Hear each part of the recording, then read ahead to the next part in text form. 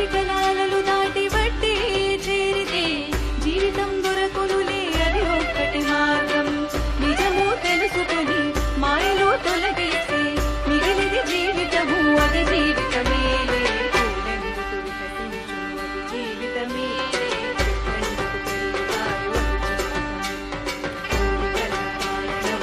జీవితమేలే మనసులో పుట్టిన ప్రతి ప్రాణి లక్ష్యం ఒకటేలే. పూలెందుకు వికసించు అది జీవితమేలే. చెట్లెందుకు పెరుగుతాయి కోరికల కారణము అది జీవితమేలే. మనసు లోతులోన ఉంది అది జీవితమే.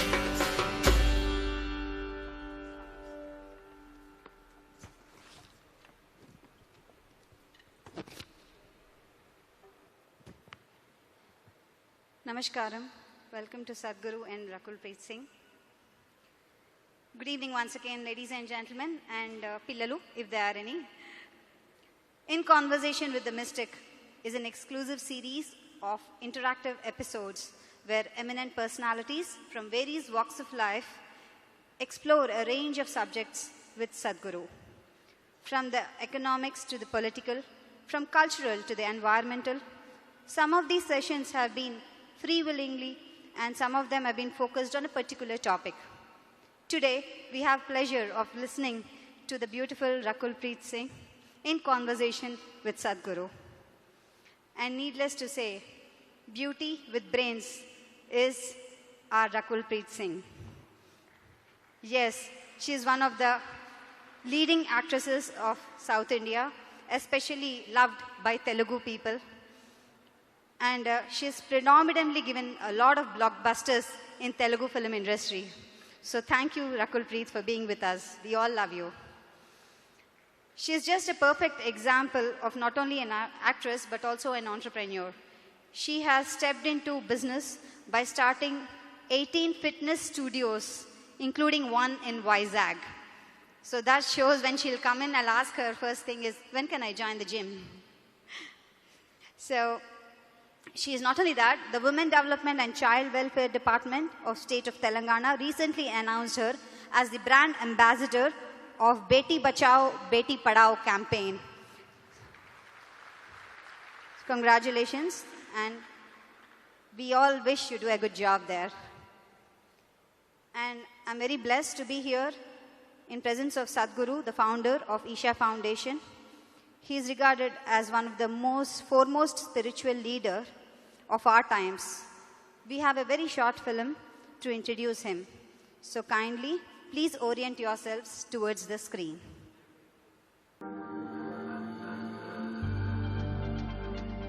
How can you love one and hate the other when the same divine exists in all? Spiritual process is not about looking up or looking down, it is about turning inward.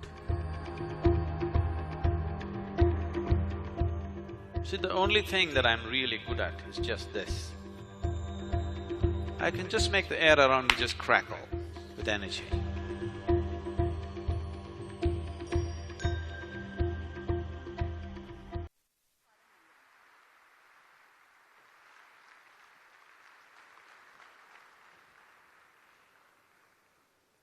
In Conversation with the Mystic, I invite Ms. Rakul Preet Singh to kindly come onto the dais.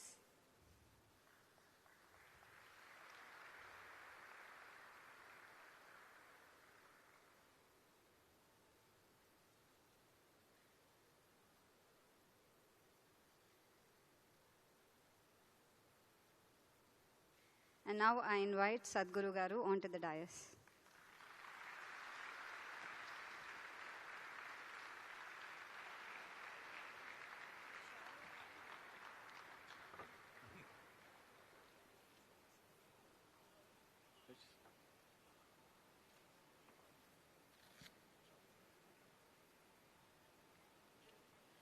A small felicitation by Ganta Srinivasrao Garu to Sadhguruji.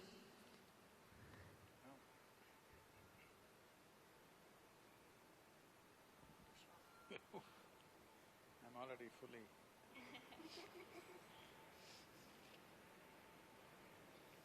Ganta Srinivasrao Garu shawl ఇచ్చి ఆయన భక్తిని సమర్పించుకుంటున్నారు, కృతజ్ఞతని సమర్పించుకుంటున్నారు.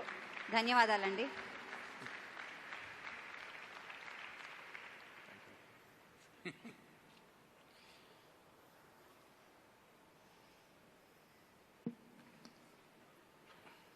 Thank you. It's okay. Do 1 minute.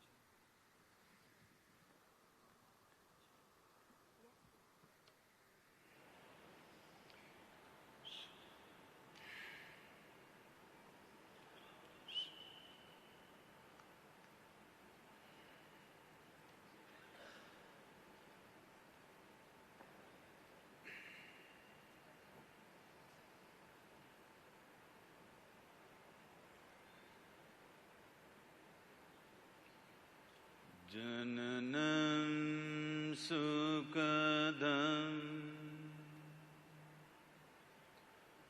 maranam karunam milanam maduram smaranam karunam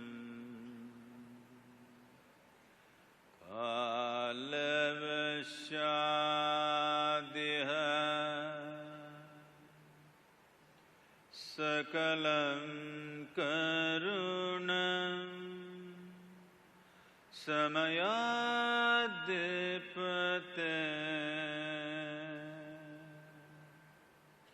akilam karunam.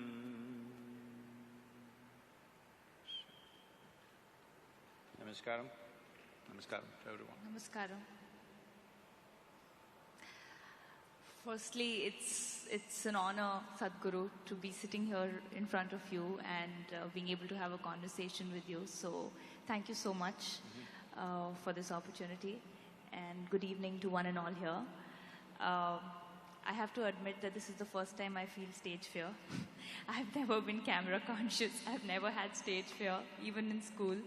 But I was just hoping that I don't get over mesmerized and just don't forget the things that I have in my... I'll be looking away. Yes, please. and the questions that I have in my mind. So, shall we begin? Yes, ma'am. So, I was told that my topic or what we talk about is mission life today. And when I think of life, the first thing that comes to my mind is that life begins right in the womb of the mother, right? And each one of us takes birth in different kind of families, some poor, some very rich families. And they say that it's your past life that determines that. So what is that? What is your view on past life? And is it possible for every person to kind of get to know what their past was?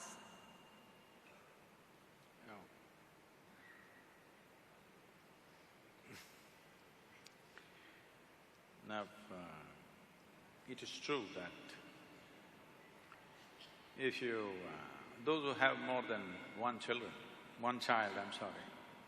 would know this if they paid attention. But otherwise, you can go to a hospital, watch 10 children who are just born. You will see these 10 children are not same, they're just born, but they're not same. Each one of them have their own characteristic. Even if 2 children have come of the same parents, you have a sibling? Yes, I have a younger Nothing brother. like you. No, we're poles apart. So, though same genetics, same home, same food, probably same school many times, but so different. So obviously, from this we can assume there is some other data. Though genetic data is same, atmosphere is same, everything else, all the inputs are same, but there is some other data which is making you so different from your sibling, which is in every home, it is true. Very rare that 2 siblings are of similar nature. So obviously there is some other information which is making one person so different from the other. See, what makes you very different from another person is essentially what you remember, isn't it? Suppose I wiped out your memory and I wiped out another person's memory totally, both of them would act about similar. Only because you have a memory, it is so different. Now when we say memory, what you know as conscious memory is only a very small part of the memory. Do you remember how your great-great-great-great-great-grandmother looked like? No. Her nose is sitting on your face though, isn't it? Your body remembers. This body remembers so much that you cannot even imagine, that much it remembers. So you can say this is just genetic. It is not just genetic. There are 8 forms of memory. These 8 forms of memory, in the yogic way of looking at things, we say this is elemental memory, atomic memory, karmic memory, genetic memory, and articulate memory, inarticulate memory, and conscious and unconscious levels of memory. So 8 forms of memory. You are normally conscious of only an extremely small part of your memory.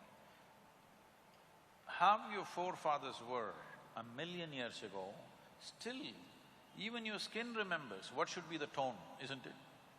Nothing forgotten. So there is a tremendous amount of memory here. So what you're calling as karma, what you're calling as past life, there is memory. Past life is memory, isn't it? Right now, what happened yesterday is only in your memory, it's not hanging anywhere here. So, does life go beyond the birth of this body?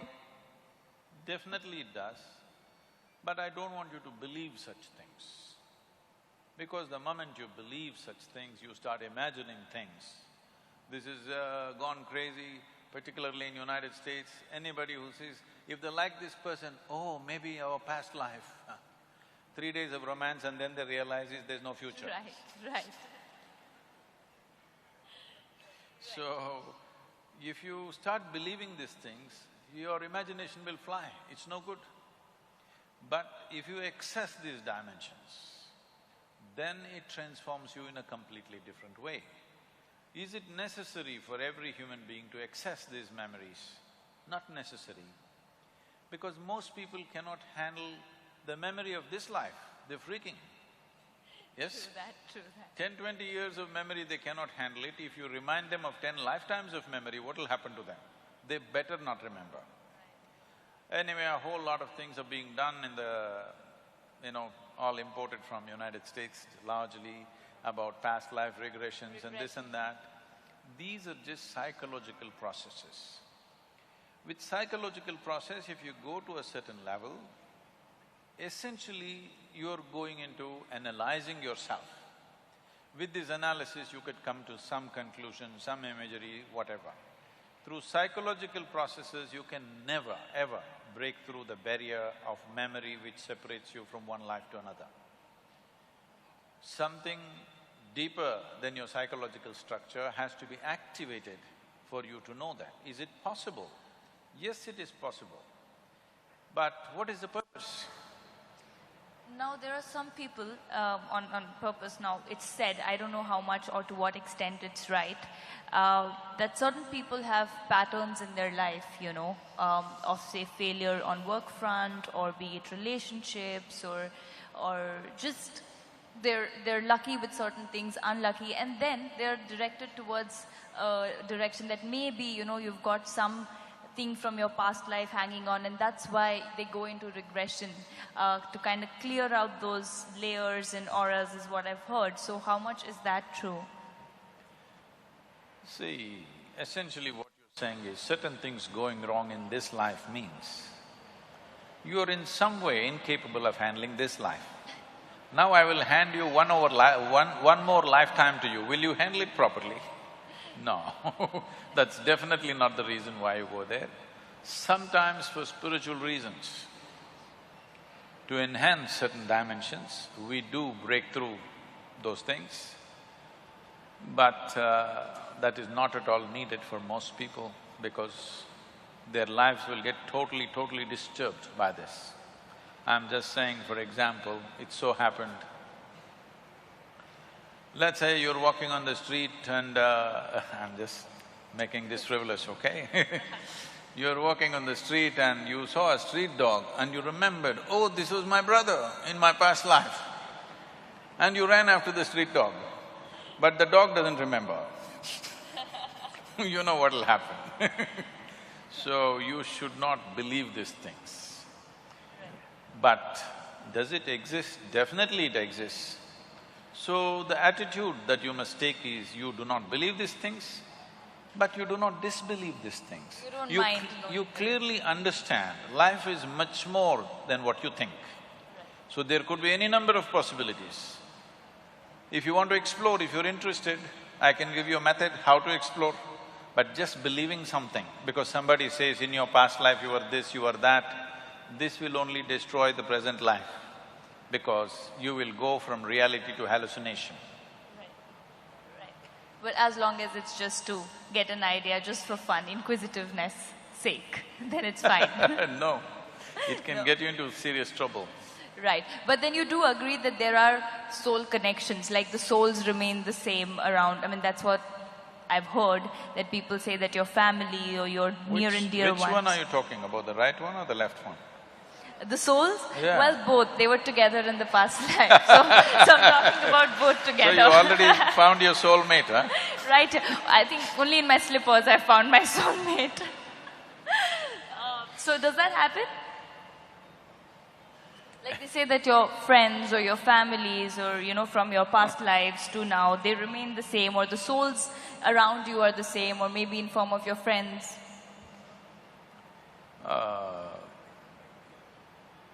I would advise people to make new and numerous and new friendships now. Even for lifetimes, if you can't make new friends and the same idiots are going with you every lifetime, really sad. you must be in a terrible condition. Yeah. I know you come from a profession where people used to sing Janam Janam all the time, but not anymore. No. We just make them believe on screen, trust me. Not anymore, right? No, only on screen we Only still in make them believe. 70s, Janam Janam happened, not anymore. Even now we dance around the trees and make them believe that that exists, but the reality is quite different.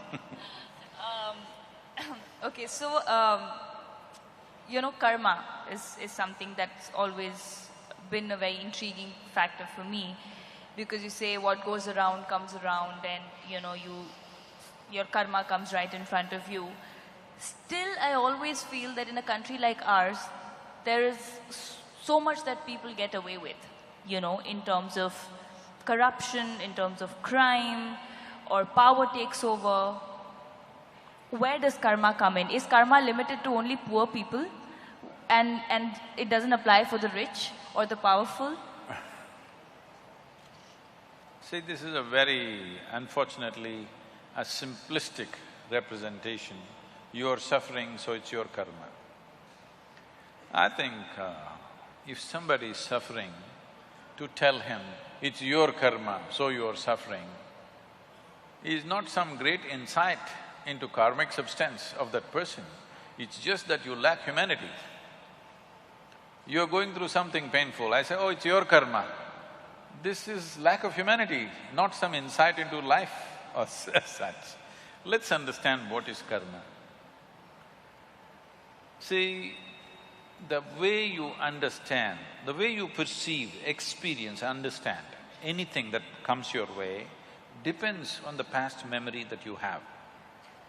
For example, what kind of music do you like? Anything that's soothing to the ears. Heavy metal? No. Not at all soothing to the ears. Okay. So you want some soothing music. So if we play heavy metal music for you, and this music can be only played at full volume, anything less than that it doesn't work.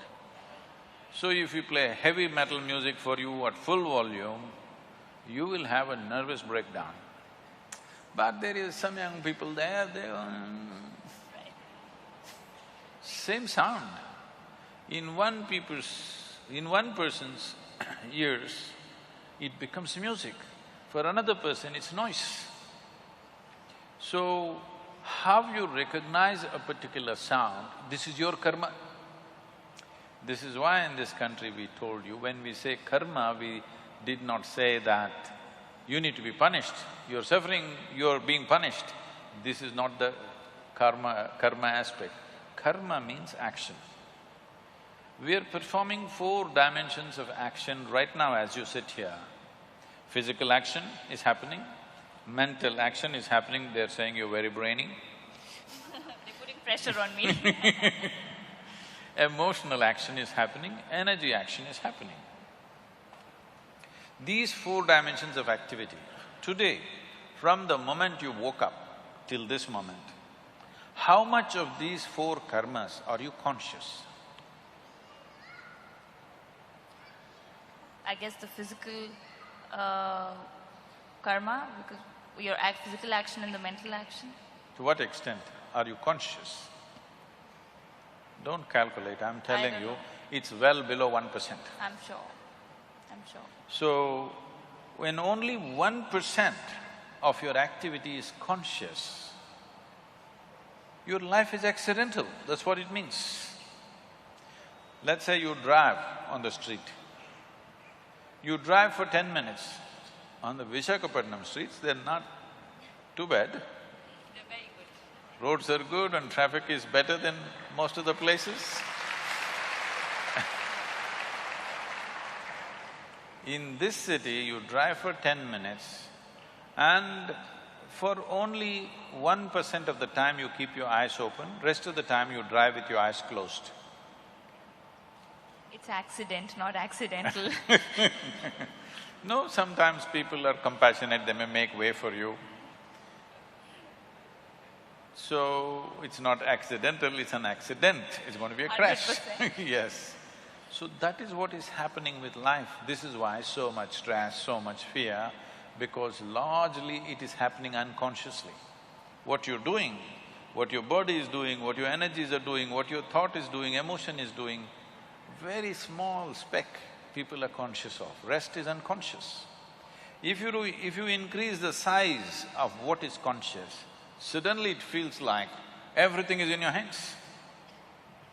If you can consciously conduct your body in every way, 15 to 20% of your life and destiny will be in your hands.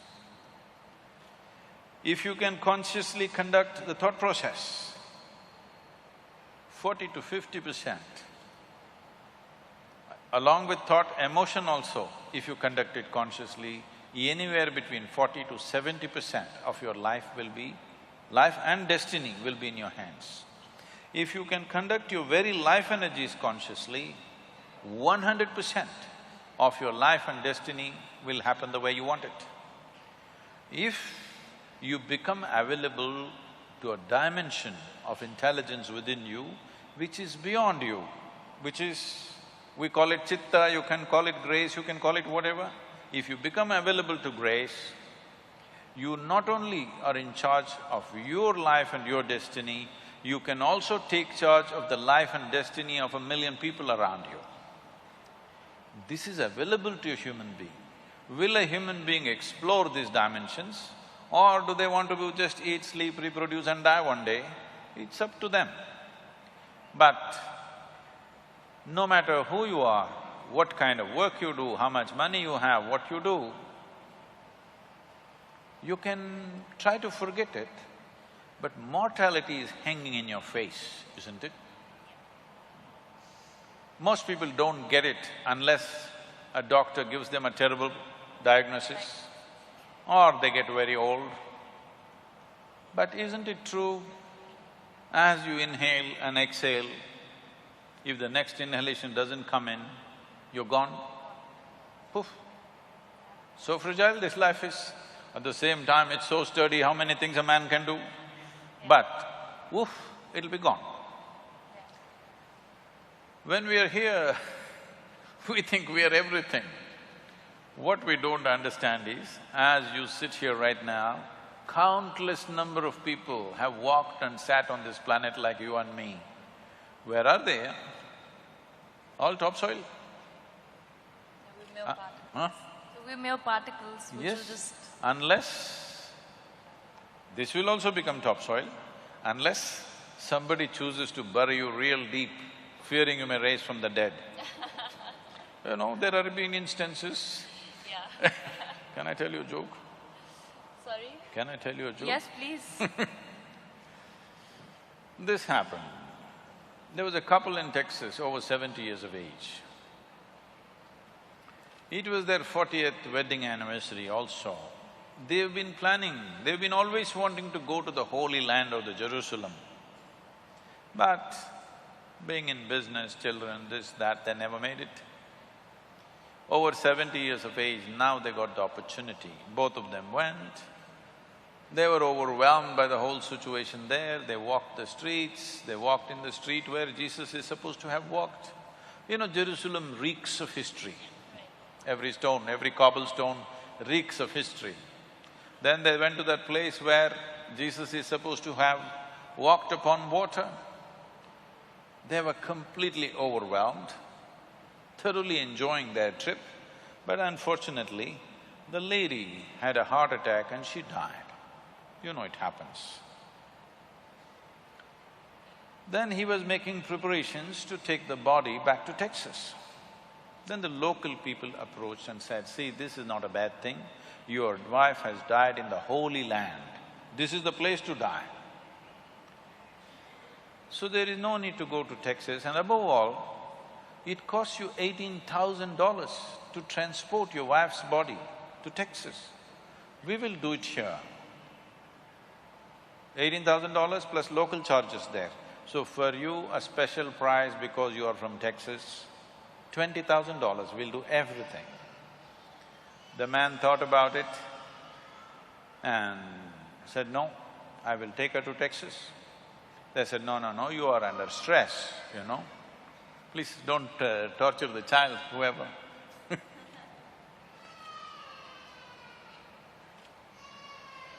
He's just started his life, he doesn't want to know about past life and Or too much karma. so, $20,000. Then they said, you are under stress, you are not able to think clearly, we will give you a discount, $15,000. Let's do it. The man thought about it and said, no, I will take her to Texas. They said, no, no, no, you are under duress, you're not able to see things clearly. What is the point? This is the place to die, Jerusalem, this is the Holy Land, she wanted to come here and she died here. This is where it must happen. You are under deep stress, so because of your distress and suffering, we will give you a super discount, $10,000, let's do it. You know, this is Jerusalem, you can bargain. Yeah. The man thought about it and he said, no, I'm taking her to Texas. Then they said, why? It doesn't make sense. Why are you doing this? The man said, in Texas, dead stay dead. In Jersey.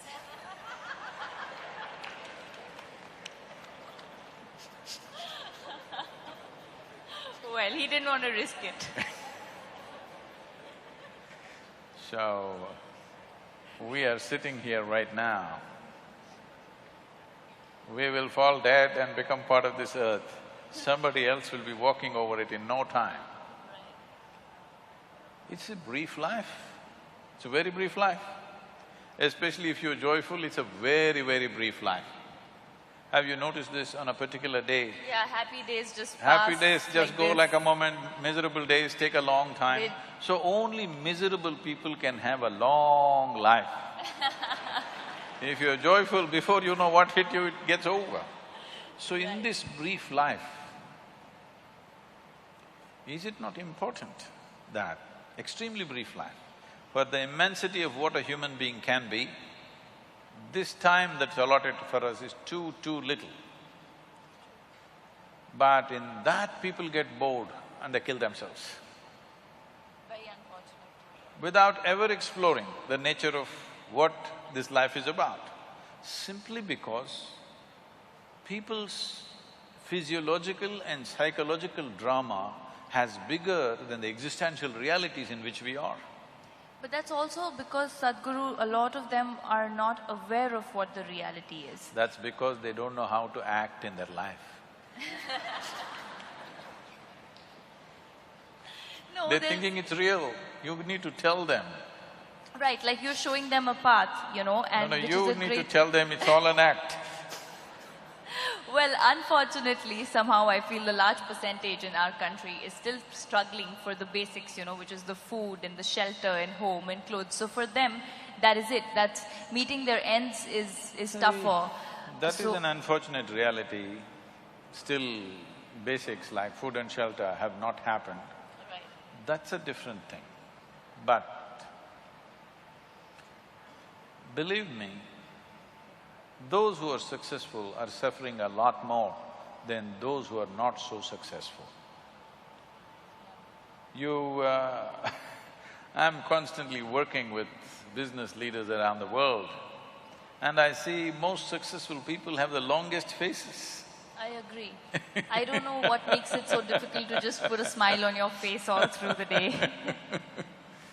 So, if people don't have anything to eat, that's a different situation, we have to fix that, there's no question about that.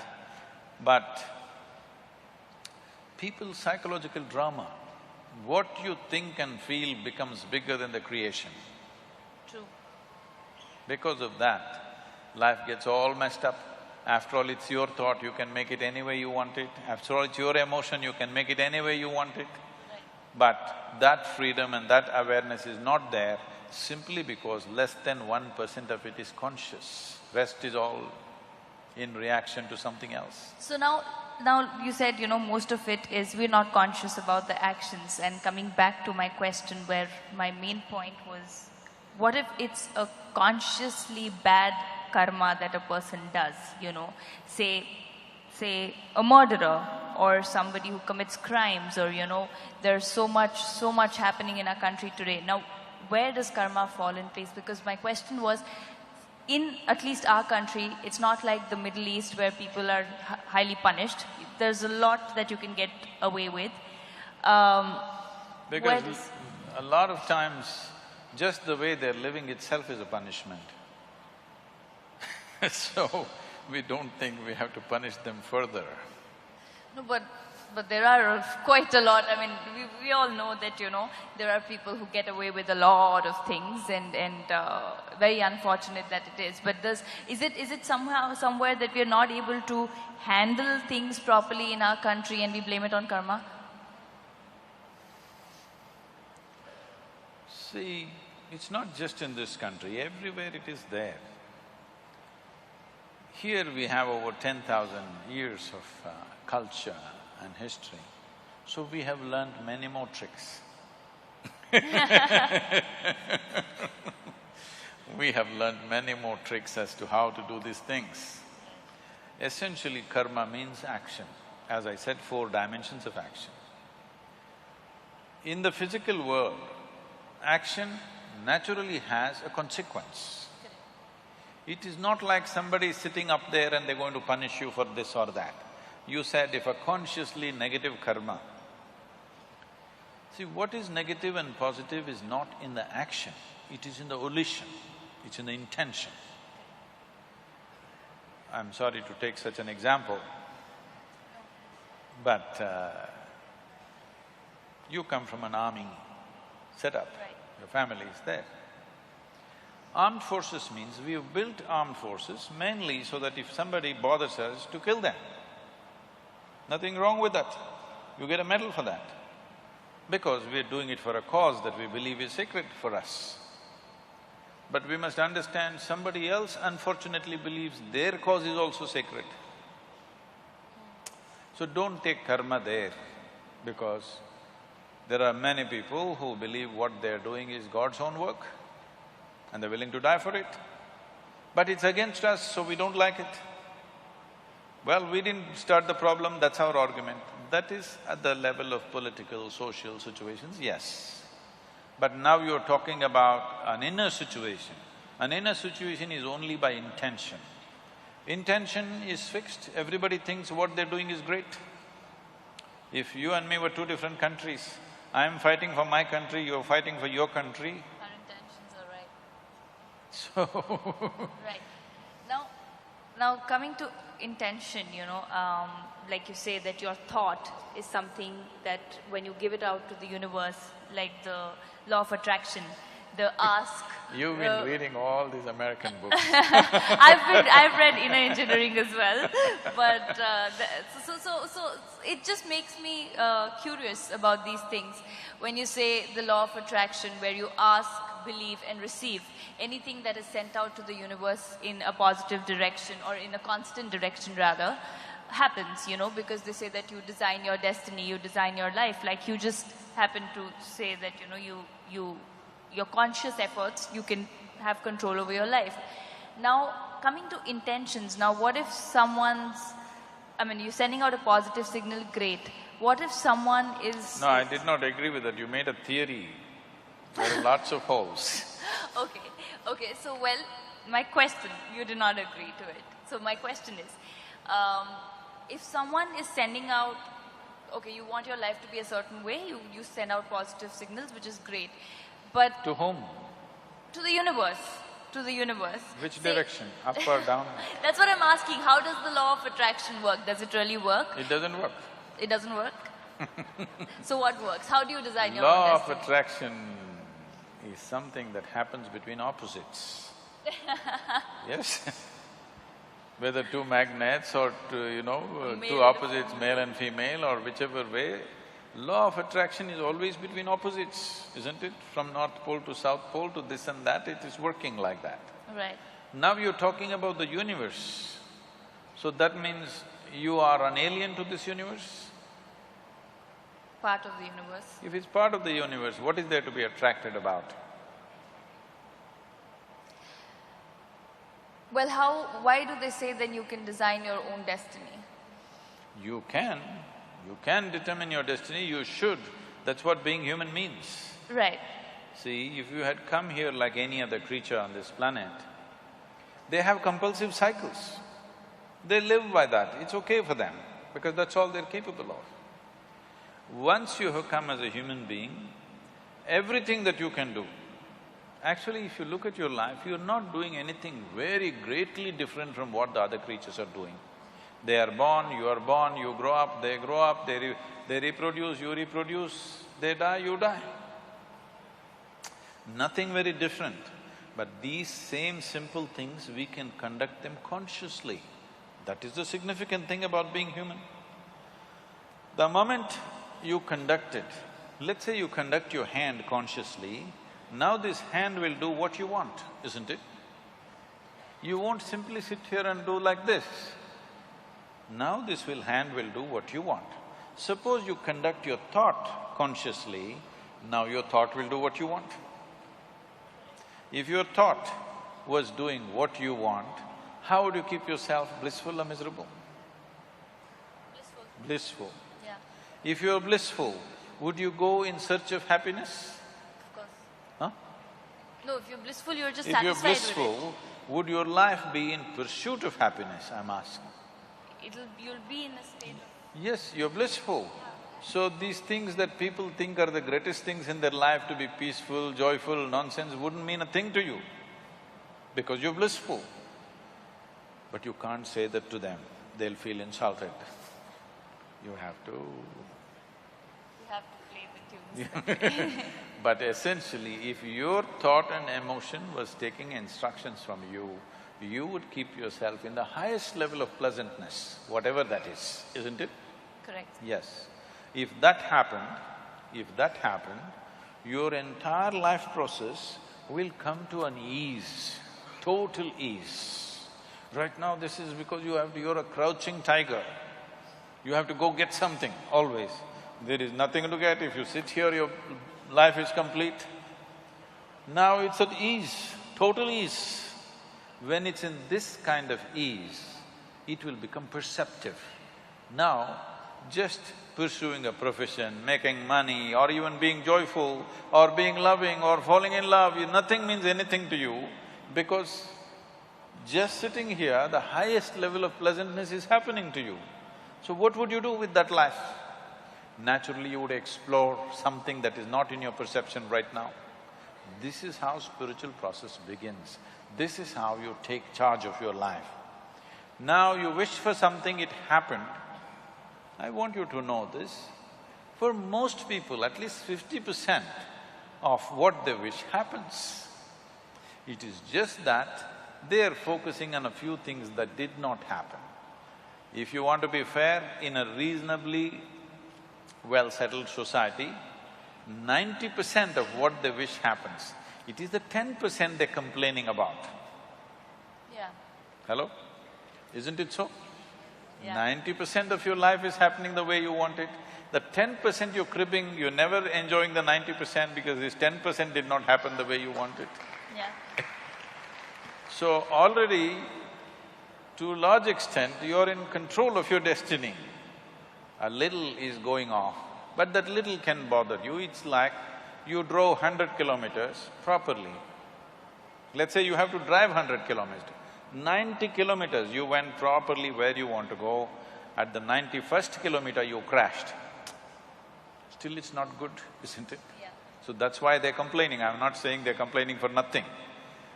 Because at 90 kilometers everything went well, just before reaching something crashed. So they still suffer for that. Now, right now this is because situations are happening around us. Not all situations will ever happen the way we want it. Because situation is not just me. Situation is so many people involved, so many forces involved. All of them need not happen my way. But if I'm happening my way, I'm blissful, okay? Whether the golf ball flies straight or goes into the mountains, I'm still blissful. Right. As long as you're playing golf. Even if I'm not playing. Right. So now coming to this, now as long as things happen your way and you're on your own path and you're blissful and No. I'm not saying as long as things happen your way, you will be blissful. If you're blissful, things will it happen. doesn't matter which way it happens. Right, Whichever way it happens, you're blissful. right. See, this is essentially, the world has put cart before the horse. You tell me, it is easier to take charge of yourself or it's easier to take charge of all these people? I mean, it's tougher to take charge of yourself, you know. Oh, you can take charge of these people? Try. No, because people… No, because why I'm saying that is because people don't realize that they need to take charge of themselves and are out there to take charge of societies and communities and people and trying to change others. No, right now, you're sitting here. To myself. Is it easier to take charge of yourself or take charge of all these people? Myself. Yourself. You must first do that, no? What is simple and easy? If you take charge of yourself, let us see how much we can get cooperation from these people. Now, when you say you're in pursuit of happiness, what this means is, you want all of them to function the way you want. Then you will be happy. No, when we say, if this happens, I will be happy, if that happens, I will be happy, what it means is, the world should function, the universe should respond your way. That's not what I'm saying. No, I don't believe in that because that's trying to put conditionality into everything that, you know, this is how it should function according to me. What I was saying was that, say, okay, for example, a very basic example of somebody wants to be an actor or somebody wants to be a cricketer, and I'm taking a very basic example of what you want to do in life. And you work… Let's say it did not happen. It did not happen means what? People did not like your acting, or the selectors did not like your cricket, something happened. Right. So what you want did not happen. Can you still sit here blissfully? That's a question. Not a lot of people. That is why I'm saying, what you're trying to do is, when you say, everybody should like what I'm doing, in some way you have to take charge of their minds, that's what you're doing. In some way, through your cinema or whatever, in some way you're taking charge of their mind and doing what appeals to them, and that's why it's working, isn't it? Otherwise it won't be working. Right. So, which is easier, taking charge of this or taking charge of them? This.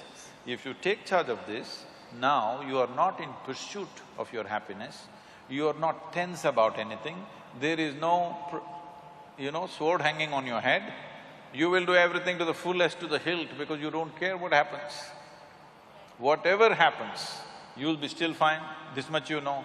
Now you will naturally do everything wonderfully well because there's absolutely no concern, because you're not a vested interest anymore.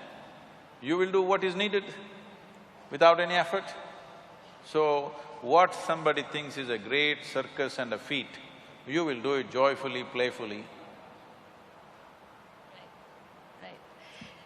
So, well, you just completely negated the fact that there's no law of attraction. There's nothing No, like that. there is. I'm sure a lot of people are attracted to you. Not that law of attraction of the universe gives you what you want. But anyways, No. Where is the universe, I'm asking? right here, we are a part of the universe. We When Adi Yogi was asked by the 7 sages who are today known as the Saptarishis, they asked, where does the universe begin? Where does it end? How big is it? What is it? So he laughed and said, I can pack your entire cosmos into your mustard seed.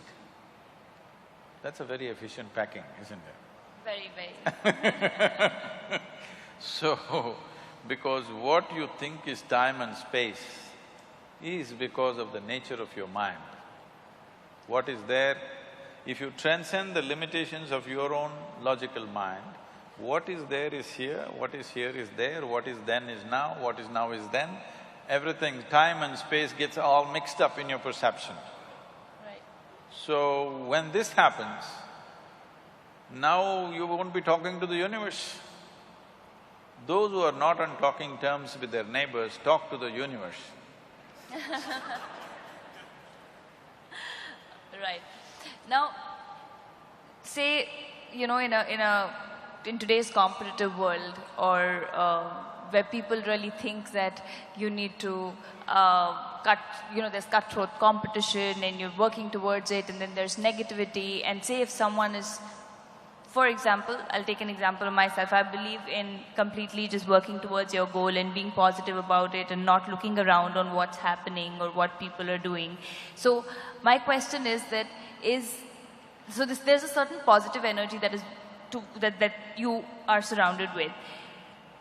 Does negative energy really affect a positive energy? Like, you know, people talk about evil eye or drishti, that in our Indian culture is so much, which I don't believe in personally, but you know, you hear from your relatives or people around that if you've done a good job, there's drishti, you know, you should come and do this puja, and there are rituals that are followed. So can a negative energy harm a positive energy?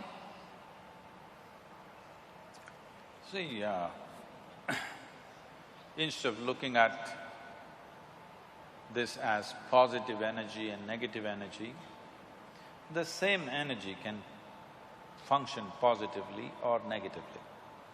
What is, if something works favorably for me, I say it's positive. If it works as a detriment, I say it's negative. But it is not essentially negative or positive. It may be… What is darkness for you is light for a whole lot of creatures on this planet, isn't it? Electricity is right now doing positive things to us, so if you stick your finger into it, it does something else to you. It is still positive as far as you touch the positive only, not the negative. Right. So, what it does is simply dependent upon variety of things, the way it arranges itself. So, is there something like you are surrounded by some negativity which affects your body, mind, energy, everything? Yes, there is. This is something, just 3-4 days ago, they were giving me the studies they have done. In our yoga center, we have a rejuvenation center. We have what is called as Klesha Nashana Kriya. Sorry, what is it called? Klesha Nashana Kriya, that means a kriya which destroys impurities. To put it simply, few of them knew what to do, maybe previous generation knew, gradually they just started doing like this. But if you observe a person and do it in the right way, it does certain things, so we have a whole scientific process. How to do this, just the same thing. See, today let's say you're very exhausted or… Rejuvenates you Yes, completely. rejuvenates you in some sense. So this is a water wash. Similarly, we can do wind wash, we can do fire wash, we can do substance wash, like with grains and other things we can do. So what this is like a fire wash, but it needs to be done in a certain way.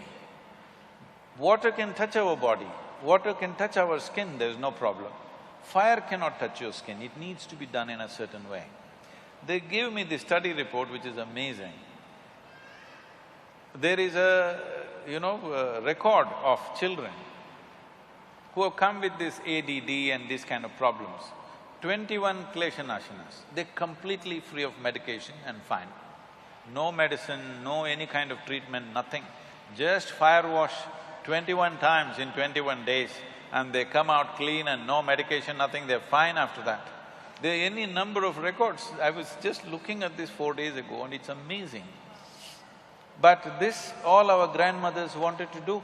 They did not just do. I remember many times, when I came home from outside somewhere as a little kid, my mother would look at me and say, I think you need drishti we must take. I said, come on, rubbish, I don't want any drishti.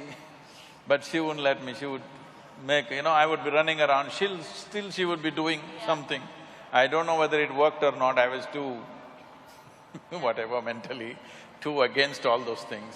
But today there is proper record of what it does to people, tremendous things it's doing to people.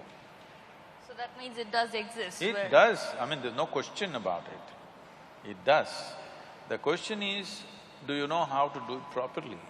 We are thinking of… after looking at this, I spoke to the people who are doing it and said, we must give large-scale training to people. We must even produce videos and put it out so that everybody knows how to do it in their homes.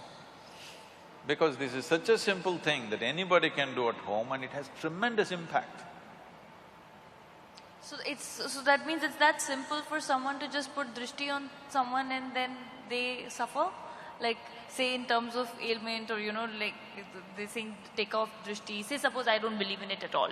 And I believe, like same, like you said, your mother would run around you and you didn't believe in it, I don't believe in it, and I feel that if you're a good person, these things can't harm you. If you're doing your things the right way, how can someone… I want you to know, a lot of good people go through works in this world. Sorry, go through? A lot of good people go through terrible works in this world. Yeah. This is not a movie, this is real life, where a lot of good people suffer like hell, isn't it? Right. This brings to the first thing, that means good things don't always happen to good people. Oh, not at all. Because… Unfortunate. I must tell you this. A lady was driving in Minnesota. She had a flat tire. And she got out. She had never handled a flat tire. Have you ever? No. No? No. Once when my driver was with me, so I was okay. So, she had never handled it. She was in a party clothes with high heels. She struggled, she put the jack lifted. She was terrified because she had parked in front of a mental asylum and there were all kinds of strange sounds coming from inside. So with great nervousness, she somehow took out the wheel, unbolted, took out the wheel, then she got the heavy, the spare tire, she got it out of the car with great difficulty carrying. She had put the 4 nuts in a hubcap. These days there are no hubcaps, they used to be hubcaps. And tottering around on her high heels, she stepped on the hubcap. And these 4 nuts flew in 4 different directions. Now she did not know what to do, no nuts, how to fix the wheel. She just stood there dejected. Then from the 3rd floor of the mental asylum, a young man who was there called her, "Hey lady." She looked up terrified. He said, "See, take out one nut from the other 3 wheels and fix this wheel. With this you can easily drive to the next gas station and there you can fix it up." She did just that. Then she looked up at him in gratitude and she said, "You are such a smart young man. Why are you in this place?" He said, "I may be crazy, I'm not stupid." So, people may be good, but they're stupid. Stupidity, you pay. Stupid means just this. There are many levels of stupidity, but the worst kind of stupidity is just this. Your own thought and your own emotion doesn't take instructions from you. Tell me, it's your choice. You can either label yourself crazy or stupid. Your own thought. See, if it so happens, my hand starts slapping me. Somebody comes to do something to me, I can take care of it. If my hand starts slapping me, what is the solution? Nothing, you're just crazy. Yes, you get slapped all the time. So most of the time, this is all that's happening to people, is their own thought and their own emotion that's freaking them all the time. Who else is poking you? Right. When was the last time somebody poked you with a dagger? Hello? When was the last time? Nobody ever poked you. Huh? You know, she's saying, no, even if you're in politics, nobody poked you. But you are busy poking yourself all the time. So, it's up to you to choose the label. You're either stupid or crazy. None. Would want to choose none. Okay.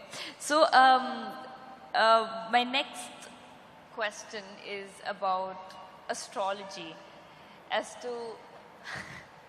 All this time you're talking about taking charge of your destiny. No, that's why I want to know that does it really I mean, how… to what percent is it actually relevant? Is it true? Can people really tell your future? Because I am somebody, if somebody says, you can't do this and I really want to do that, I'm like, hell yeah, I'm gonna change it and I'm gonna be able to do it, whether it's my work or my workspace or whatever. So, how much of astrology is true? How much of people can predict your future? Is it true that we are born with, you know, a certain life that people predict? You have a horoscope?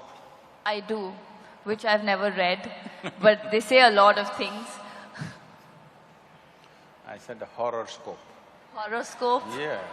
No. It's a horoscope because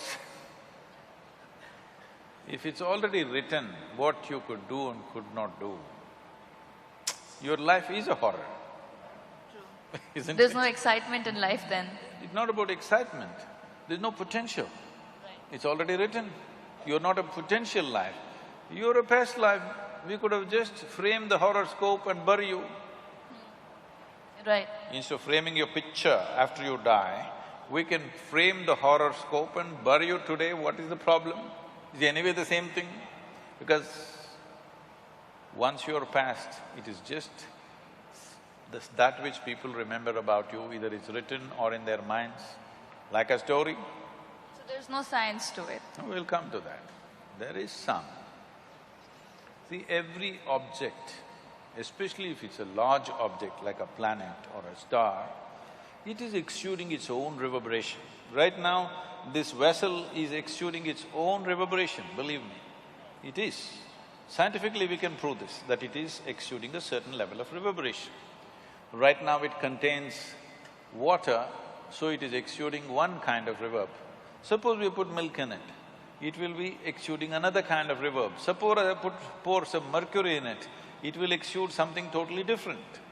So every object, every physical form has its own reverberation. Now, if I don't have an established way of being, now this vessel could slowly influence me.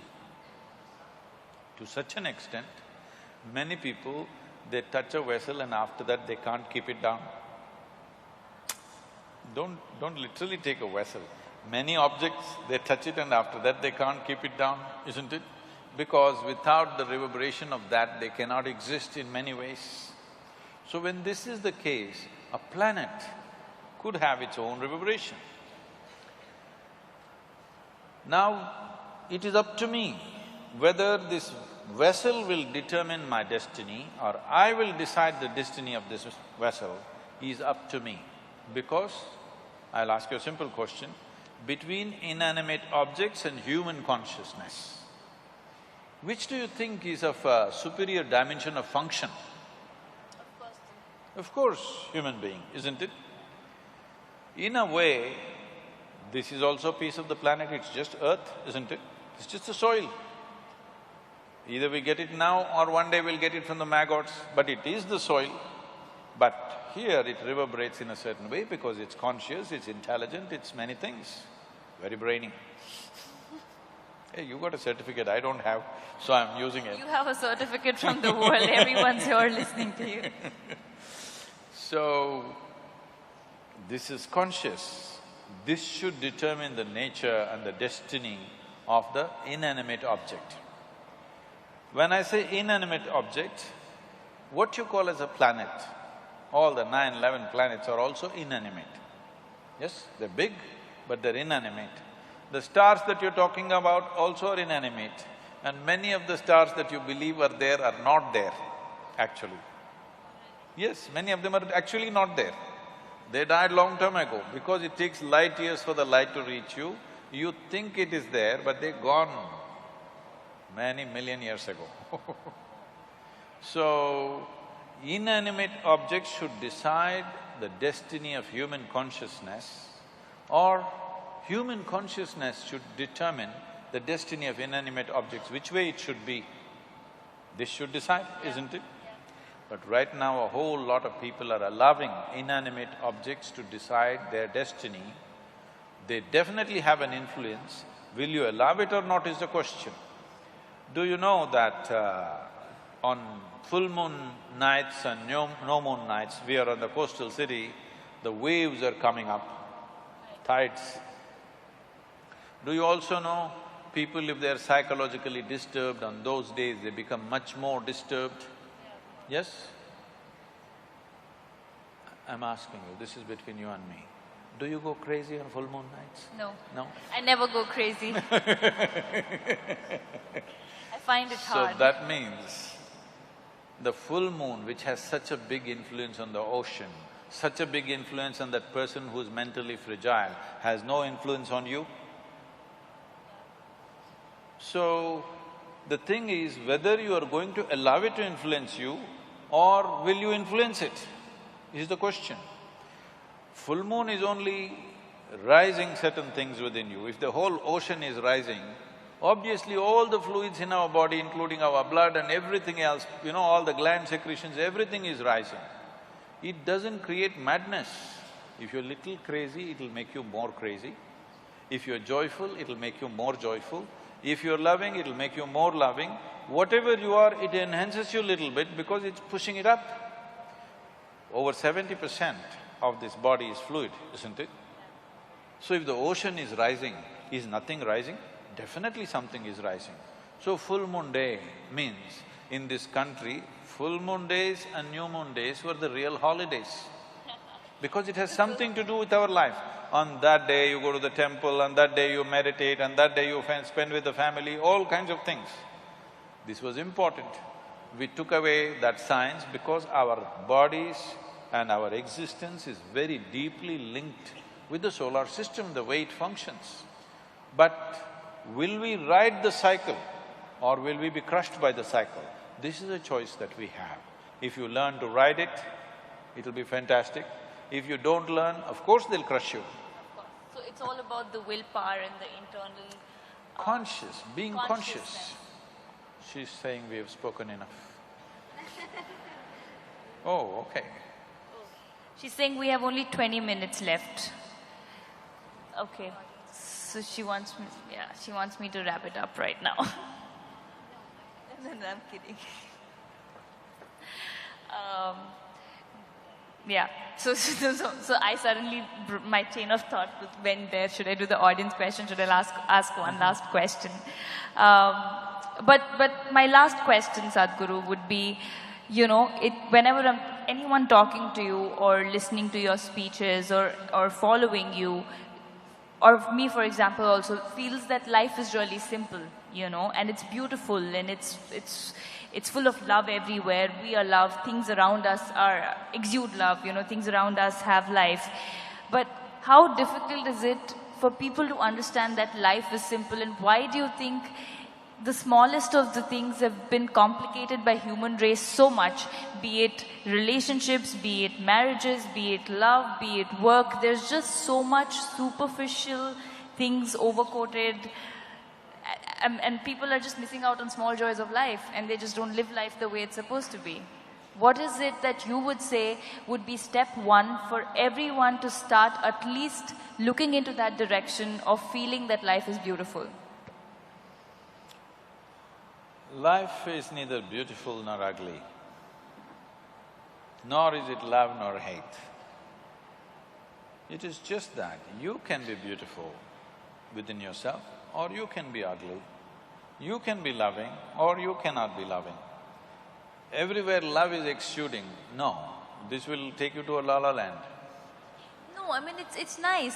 You don't have to have conditions for, I mean, everyone's lovely here.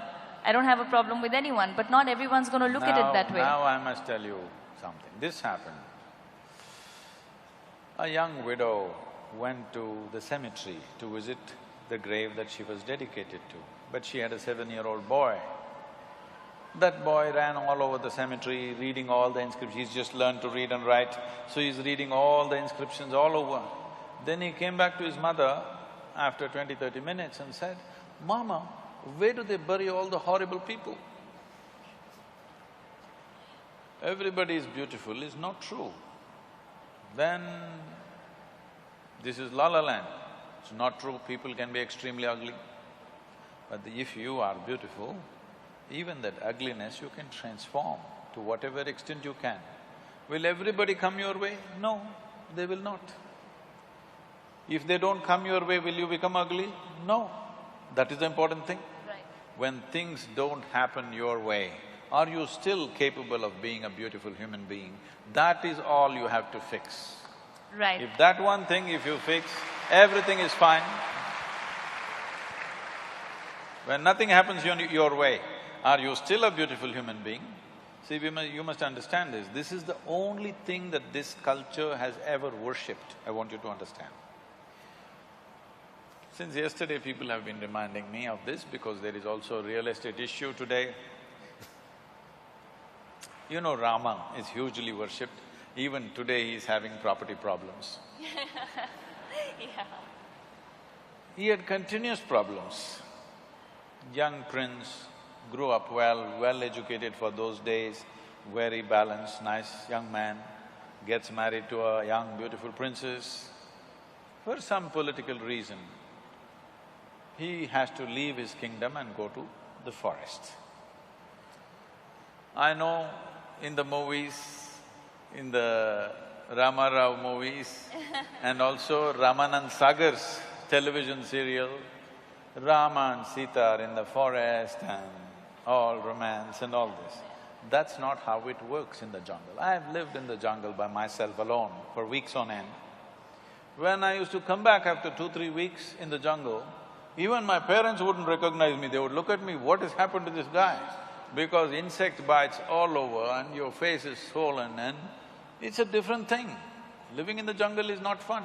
Yeah. It is fun if you enjoy it, I did, but it's not easy on your system. So this young princess, she's not Adivasi or something, she's a princess. Taking her and living in the jungle is not some romantic story. It's a hard thing. The idea of sending him to the jungle is so that he must suffer, isn't it? Right. As if that was not enough, the Sri Lankan people came and kidnapped her.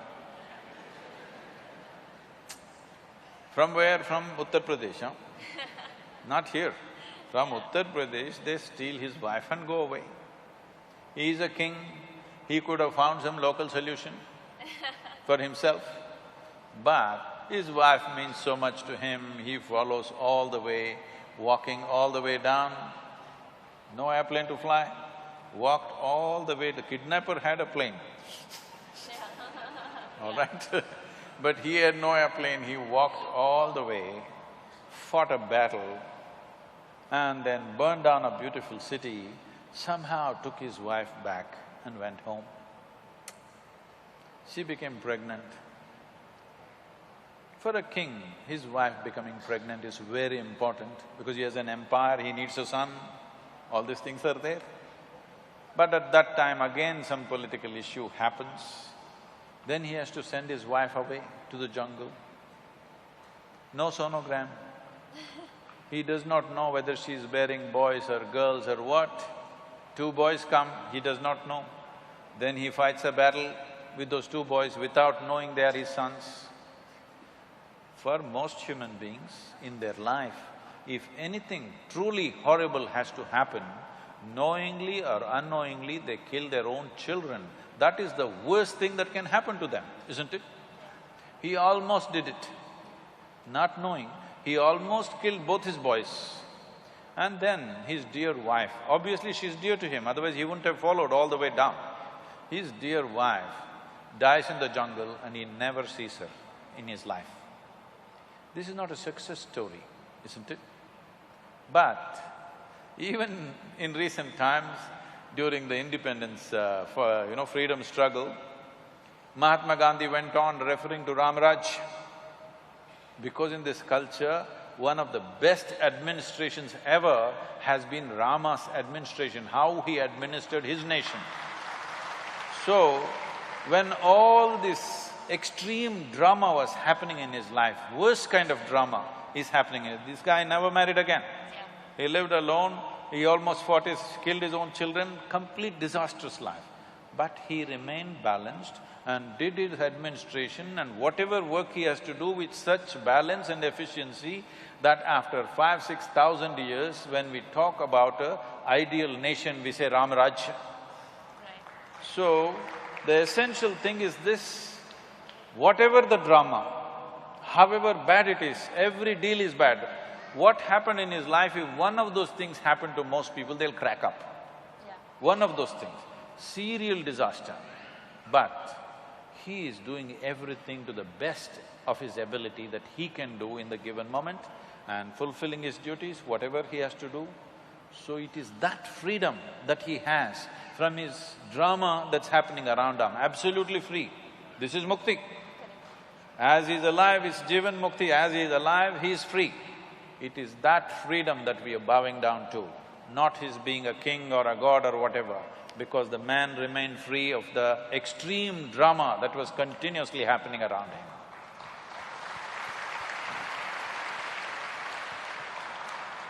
And now we can take questions from the audience. You're in the movies, but I have more drama going around me all the time. We only act that there's drama on screen. Yes. There's someone there. No, there's someone standing there. He raised his hand. Do we send a mic there?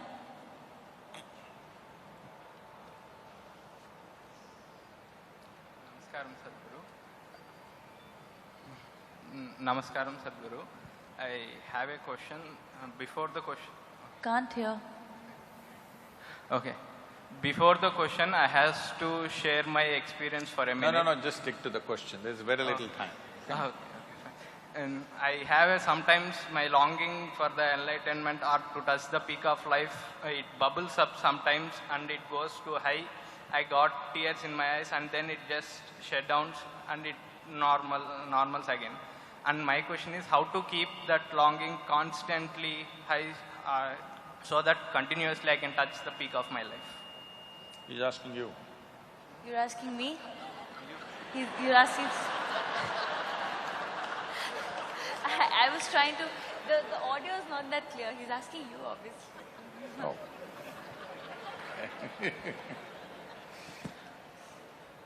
Please.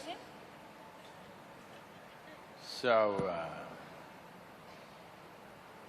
see, every human being,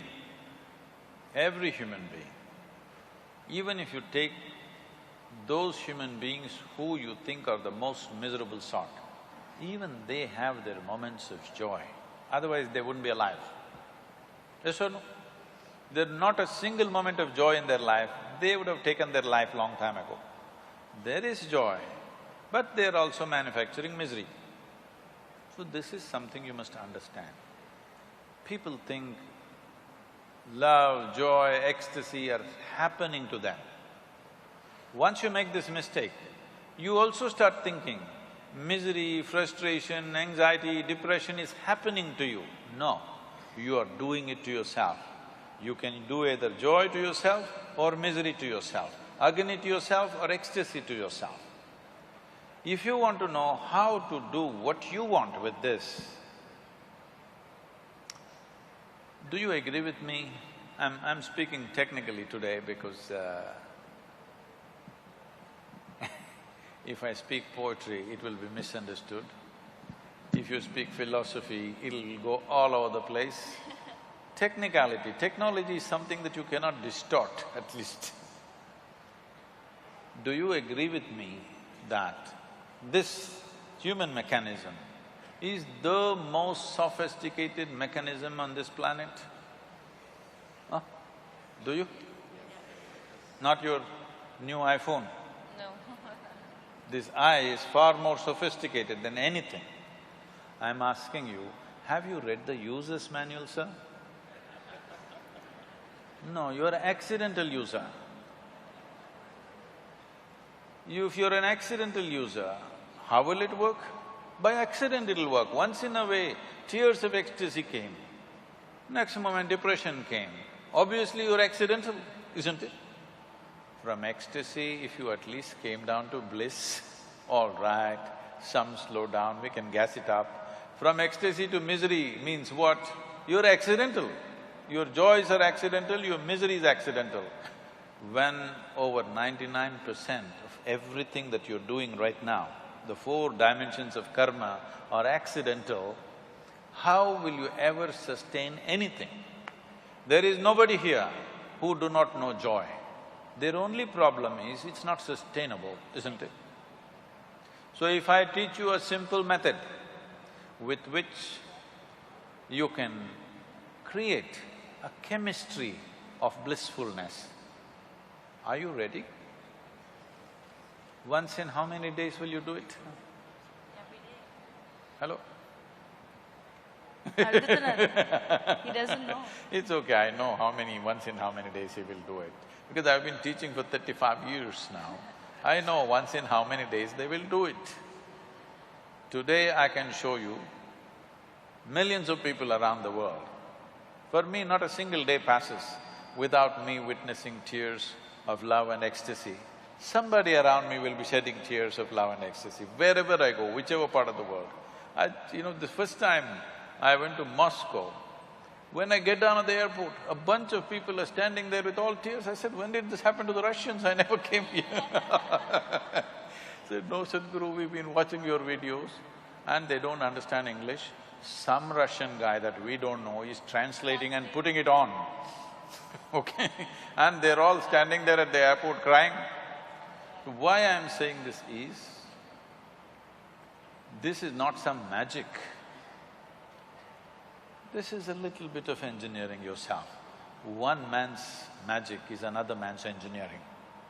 If 500 years ago, if I flew, you would think I'm a magician, isn't it?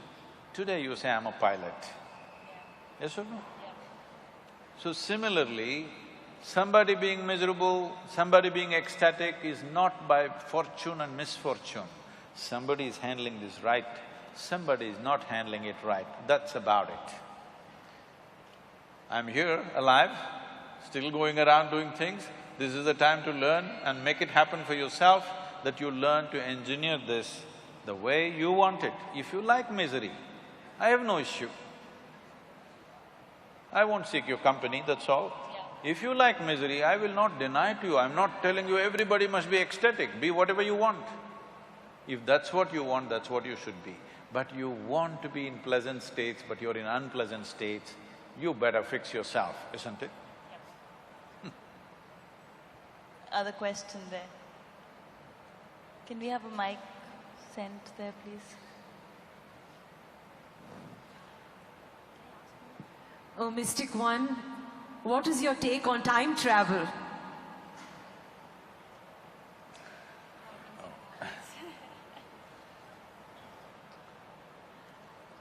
I thought my number was different. Okay. Time travel, I think I already spoke about it. and this idea of time and space comes to you because you're working within certain limitations, functioning within certain limitations. See, in the yogic way of looking at things, generally, how modern physics also is moving towards this direction at a very top level, but generally the textbooks physics that you read in the high school says because there is distance, because there is space, it takes certain amount of time to get there. Isn't this how you understand? Now from here you have to drive to your home. Because there is distance, because there is 2 kilometers, it will take so many minutes. No, that's not how creation is. Because there is time, there is distance. Doesn't make any logical sense to you. Because time is of 2 different types. The way you know the time right now, you understand the time because something here is going in cyclical moments. You understand what is a day, what is a night, what is today, what is tomorrow, simply because the planet spun once. Or if the moon goes around, we say it's a month. If the planet goes around the sun, we say it's a year. Essentially, your understanding of time is cyclical in nature. Anything that moves cyclically, by that you come to the understanding what time it is, by counting that. Suppose nothing was cyclical, how would you know time? But still there would be time, isn't it? So in your experience right now, only cyclical dimension of the physical seems like time to you because your whole experience of life right now is limited to your physical nature in the sense you know life only by seeing, hearing, smelling, tasting and touching, isn't it? If you could not see, hear, smell, taste or touch right now, you would have no experience of life, either of what's around you or even yourself. It happens to you when you fall asleep that you are not seeing, you're not hearing, you're not smelling, you're not tasting, you're not touching, neither the world exists nor you exist. But if you transcend that limitation, that you do not see, hear, smell and taste, but you're still there, if this happens to you, you would understand what I'm telling you, that time is first. Because there is time, there is space. So what happens, the time that you know due to the cyclical movements is called kala in India. Kala. The Hindi people cut everything into kal. It's kala or kalam. So what is kala? Also means darkness. Space is always dark, isn't it? We're using the same word to represent both time and space because space is born out of time. And you understand time only because of the cyclical nature. But if you know time, which is beyond cyclical movements of whatever, physical entities, then we say you know Mahakala, a greater time which is not of cyclical nature. So if you touch this dimension called Mahakal or Mahakala, in Tamil we are Mahakalam, if you touch that dimension, then there is no time for you. It's not that you travel in time, there's simply no time for you. There's no such thing as time for you. Everything is here and now. Any other questions? I think. Do we have? This is the last question. Get this lady, one of the girls too. Okay. Who do we take? You pick. It's up to you. Hello, Sadhguru. Hello, where? Oh, somebody. Here, straight to you. Oh, there, right Yeah, there. yeah. So, good evening. Are you? Right side, Sadhguru. There, standing, 3rd row Okay. from the One bottom. with cream dress. Okay. You just have to wave your hand, then we will figure out. I did We raise got my it. hand. No, that's fine. Hi. Yeah. All right. So, Sadhguru, my question is to you, is dharma definite? If it is not, does it make an individual opportunist? Well, we went from karma to dharma now. See, the problem with this country is, there was a time when every generation produced thousands of enlightened beings, realized beings, sages and seers and mystics were all over the place. So, the vocabulary of the most profound became vocabulary of daily usage also. Because of this, people are always throwing these words around, mukti, moksha, prarabdha, karma, dharma, this one, that one, everything, without understanding the full depth of what they're uttering. Simply, loosely it is being thrown around. Now the same words are being picked up by the West. Karma, dharma, everything is becoming part of English lexicon. So, when we say dharma, we are talking about… the word dharma literally means law, not religion. So we said, you have definitely heard, even in the political circles, they've been using Raj Dharma, this Dharma, that Dharma. There's a Dharma for the husband, Dharma for the children, Dharma for the wife, Dharma for the Raja, Dharma for the Praja. They're just talking about unwritten laws that all of us should follow for conducive function of a society. And Atma Dharma, they said, dharma are the laws which govern our inner nature.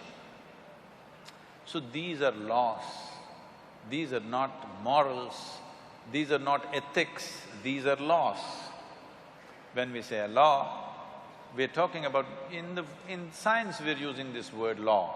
That is the appropriate way of dharma. Now the dharma is, if I take this flower, though it is a flower, light and beautiful, if I drop it, it will only go down. This is the law of gravity. We can say this is the dharma of this bhumi, that if you drop something, it'll go only down, it'll not go up. This is the bhumi dharma. So they spoke in their own language of the time. So dharma essentially meant a law, not some kind of a policy or religion or anything else. Today slowly it's become like this, dharma means it's becoming a religion. When we said Sanatana Dharma, we are talking about eternal laws. If you say eternal law, obviously these are laws not about physical nature, but about inner nature. So the laws that govern our inner nature are eternal laws. It can't be yours or mine, it is the nature of the universe. It is the nature of the life that is here. It is not that it belongs to any one community or the other, it is the very nature of life and existence. So, if you are in tune with the laws, you will fly. If you are not in tune with the laws, you will get stuck. A simple thing. Right now, this is being taught to everybody in the management schools, everywhere, in the homes also, you must make your mark in the world. Then the planet will be all dented by the time you leave. With the kind of population we have, for sure. Yes. You must leave your footprint and go. You must understand those who leave footprints shall never fly in their life. This is the law. We'll leave it here.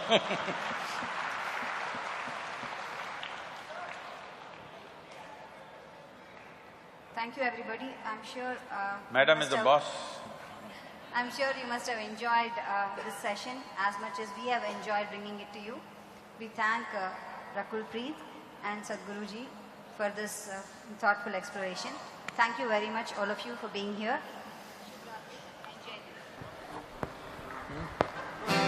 Want to say something? Want to say something?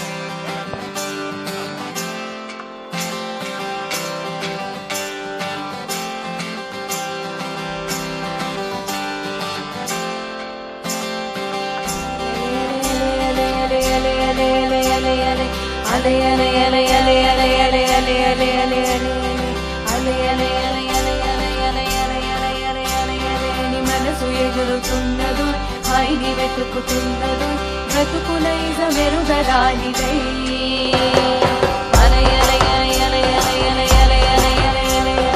మనసు ఎగురుతున్నదు హాయిని వెతుకుతున్నదు బ్రతుకులైజ